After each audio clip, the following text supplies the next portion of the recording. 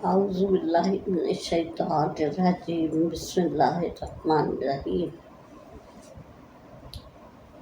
اپنے ویڈیو کی ابتدا کرتی ہوں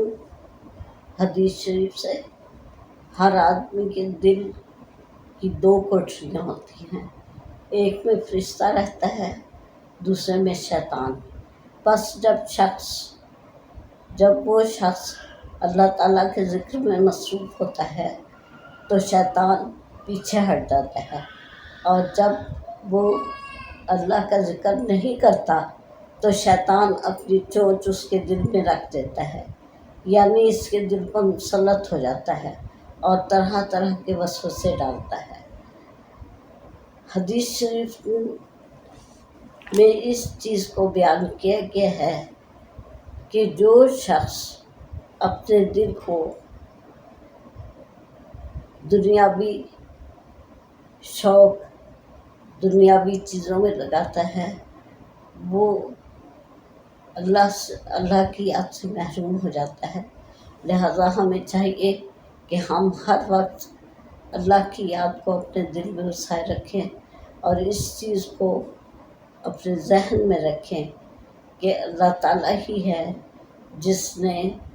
انسان کو تخلیق کیا ہے، اور وہی ہماری دنیا اور آخرت کا مالک ہے، اور اس دل میں آنے والے شیطانی وسوسوں کو اپنے سے دور رکھیں۔ آپ دیکھیے کہ اللہ تعالیٰ کتنا مہربان ہے۔ اللہ تعالیٰ نے انسان کو دل عطا کیا، اور اس دل کی بدولت ہم دنیا کی گہما گہمی کو، رنگا رنگی کو محسوس کرتے ہیں۔ اللہ تعالیٰ سبحانہ تعالیٰ نے ہمارے دل کے 4 خانے بنائے ہیں، اور اسے ایک جھلی میں منفوف کر کے انسان کے سینے میں اس طرح سے فٹ کر دیا ہے کہ وہ ہر طرح سے محفوظ ہو گیا۔ یعنی کہ جب انسان بھاگتا ہے، دوڑتا ہے، گرتا ہے، پڑتا ہے،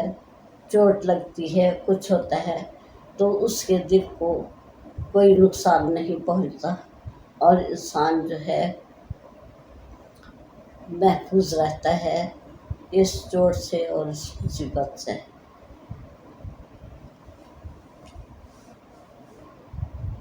سوتے ہوئے،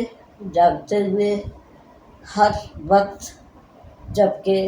انسان دل سے بے خبر ہوتا ہے، دل اپنے کام میں مصروف رہتا ہے۔ اللہ تعالیٰ کی قدرت دیکھیے کہ اللہ تعالیٰ نے جب آدم کو تخلیق کیا تو آدم کے اندر جب روح پھونکی تو سب سے پہلے آدم علیہ السلام نے چھینک ماری، اور اس چھینک پر جو بولنے کی قوت اور جو الفاظ کا ذخیرہ اللہ تعالیٰ نے انسان کو عطا کیا تھا، اس کے ذریعے انہوں نے فوراً الحمدللہ کہا۔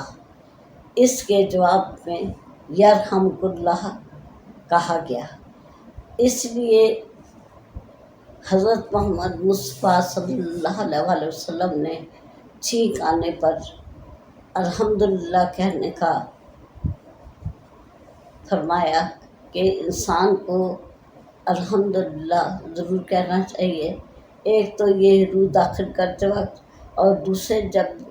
انسان چھینکنے کے لیے ایک لمبی سانس لیتا ہے تو اس وقت انسان کا دل تھوڑی دیر کے لیے رک جاتا ہے۔ اس کی دھڑکن کا دوبارہ بحال ہونا اور کام میں لگنے کے لیے بھی ہم انسانوں کو فرض ہے کہ سنت رسول صلی اللہ علیہ وسلم پر عمل کرتے ہوئے ہم جو ہے اس بات کا اہتمام کریں کہ جب ہمیں چھینک آئے تو ہم الحمدللہ کہیں۔ یہ تو احادیث کی باتیں ہیں۔ اب اس دنیا میں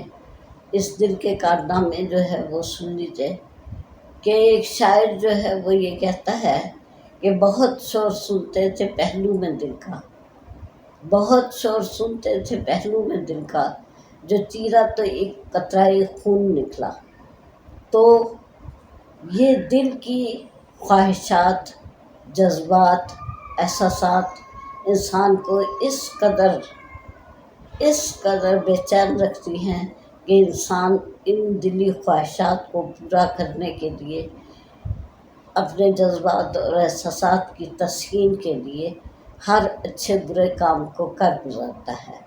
اور اس سے اس کی بعض اوقات دنیا بھی اور آخرت بھی خراب ہو جاتی ہے۔ لہٰذا انسان کو چاہیے کہ اپنے دل کی خواہشات کو اپنے کنٹرول میں رکھے، اور دل کی باتیں ماننے سے گریز تو کیا وہ کرے گا، لیکن یہ ہے کہ کم از کم عقل کا پہلو تھامے رہے، تاکہ عقل کے ذریعے وہ اپنے دل کو سمجھا بجھا سکے۔ اب دیکھیے کہ اس دنیا میں جتنے بھی یہ گزرے ہیں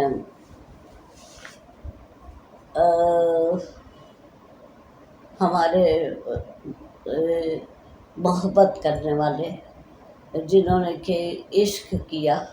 اور ان کا جو ہے وہ ذکر آتا ہے تو وہ دل کے ہاتھوں ہی پہچان رہے۔ اس میں آپ کو مرزا صاحبہ کا نام ملے گا، سونی مہیوال کا ملے گا، عذرا وامک کا ملے گا۔ اس کے علاوہ جو ہے وہ آپ آگے ذرا چلیں تو آپ کو جو ہے لیلا مجنوں کا نام ملے گا۔ لیکن آپ ان تمام کے عشق و محبت کی داستان سن کر محظوظ ضرور ہوں گے، لیکن اس کے انجام کو جو ہے وہ کبھی بھی پہچان نہیں سکیں گے کہ عشق اگر کرنا ہے تو میں یہ کہوں گی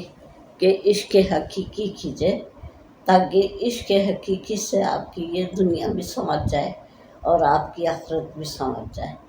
جن لوگوں نے عشق حقیقی کیا، بے شک وہ لوگ اس دنیا میں بھی کامیاب ہیں، اور آخرت میں تو انشاءاللہ تعالیٰ وہ کامیاب ہوں گے ہی۔ میری آپ سب سے یہ درخواست ہے کہ آپ تمام لوگ جو ہیں وہ اپنے دل کی باتیں ضرور مانیں، دل کی خواہشات کو ضرور جو ہے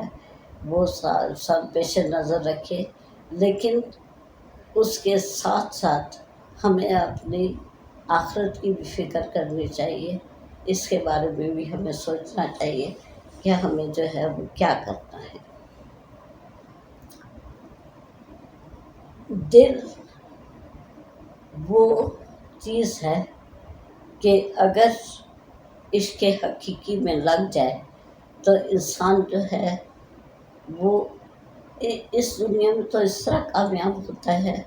کہ اس کی دنیا تعریف کرتی ہے، اور آخرت میں وہ اس طرح سے کامیاب ہوگا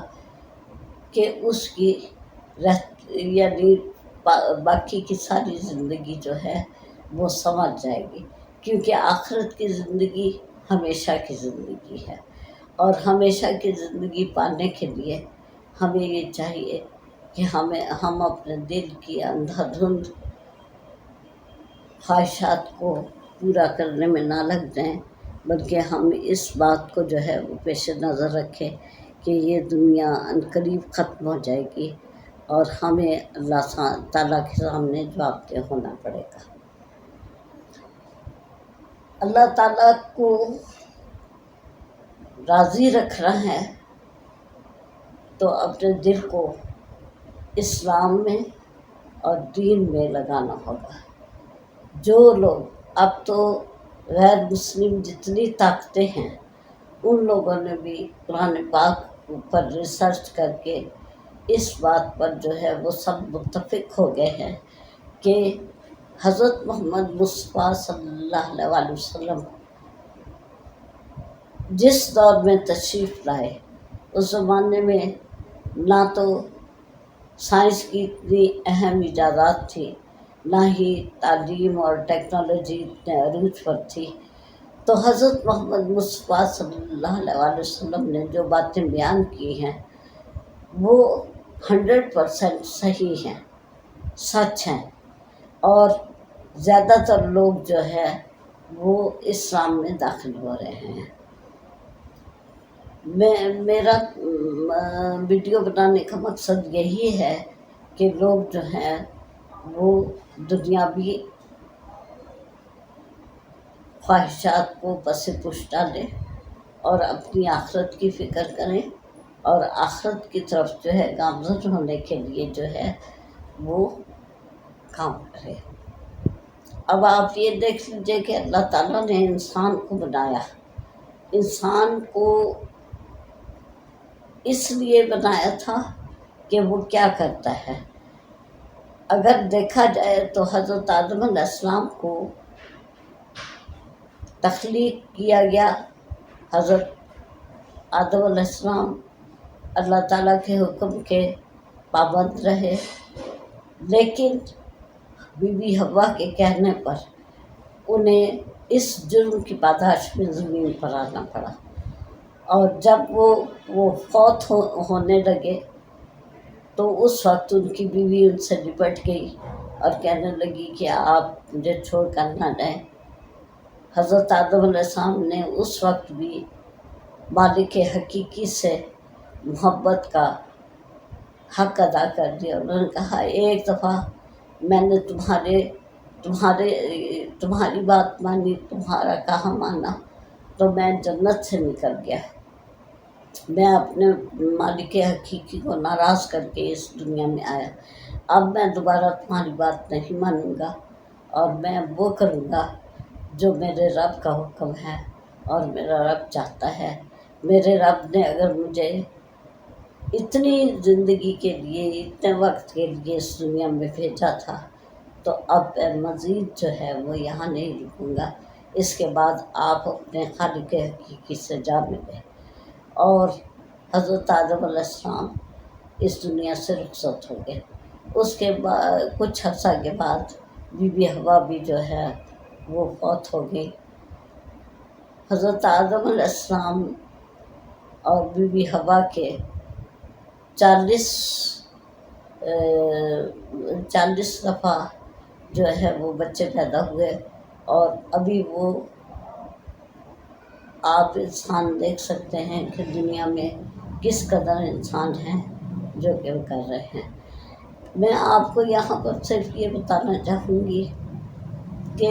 انسان کی تخلیق بعد میں ہوئی۔ سب سے پہلے اللہ تعالیٰ نے لوح و قلم بنایا، قلم کو جو ہے وہ حکم دیا کہ قیامت تک ہونے والے تمام حالات لکھو، اور قلم نے جو ہے وہ اس کو لکھا، اور پھر آپ یعنی اللہ تعالیٰ کے حکم کے مطابق یہ دنیا وجود میں آ گئی،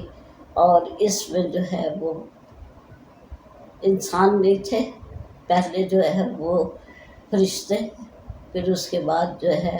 شیاطین، نباتات، جمادات، یہ چیزیں ہوئیں، اور پھر اللہ تعالیٰ نے انسان کو اشرف المخلوقات بنا کر اس دنیا میں وارد کیا۔ تو ہمیں جو ہے اشرف المخلوقات ہونے کا جو درجہ حاصل ہے، تو ہمارا یہ حق بنتا ہے کہ ہم جو ہے وہ اللہ تعالیٰ کو اپنے عقل سے پہچانتے ہوئے اس کے کہنے کے مطابق اس دنیا میں وقت گزاریں، کیونکہ ہمیں اچھی طرح پتہ ہے کہ یہ دنیا ایک دن ختم ہو جائے گی، کچھ بھی باقی نہیں رہے گا۔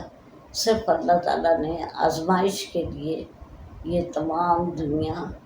تخلیق کی کہ وہ اپنے فرمانبردار اور نافرمان بندوں کو پہچان سکے، اور ان کو ان کے کیے کی جزا اور سزا دے سکے۔ ہم اچھے کام کریں گے تو ہمیں جزا ملے گی، ہم برے کام کریں گے تو ہمیں اس کی سزا ملے گی۔ تو ہمیں چاہیے کہ ہم برے کاموں سے باز آ جائیں اور نیک کاموں کی طرف توجہ دیں۔ کی محمد سے وفا تو نے تو ہم تیرے ہیں، یہ جہاں چیز ہے کیا لوح و قلم تیرے ہیں۔ اس کے ساتھ ہی اللہ حافظ۔